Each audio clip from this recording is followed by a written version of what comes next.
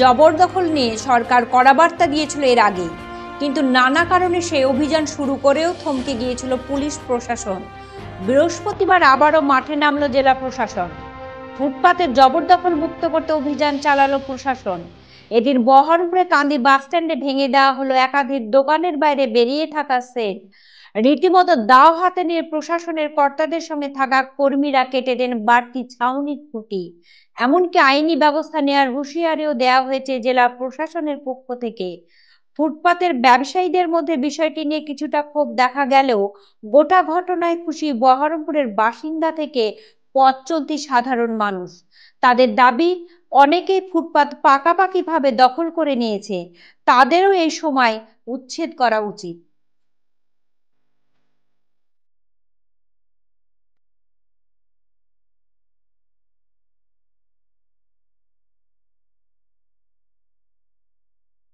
সমস্যা না, আমাদের এই অভিযান তো আপনারা জানেন, এটা দীর্ঘদিন ধরেই চলে, আমাদের রেগুলার বেসিসেই থাকে।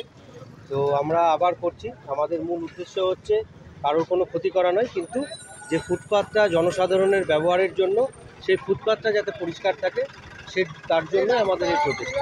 বারবার দেখা যাচ্ছে আপনারা অভিযান চালাচ্ছেন, তারপর আবারও গুলি হচ্ছে। এখন তো মানুষকে সচেতন হতে হবে।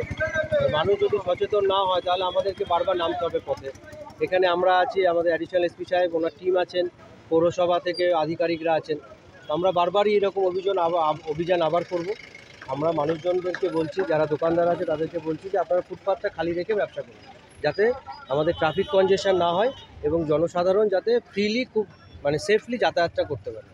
সুনিতা, মুর্শিদাবাদের সর্বকালের সেরা এবং ঐতিহাসিক বস্ত্র প্রতিষ্ঠান।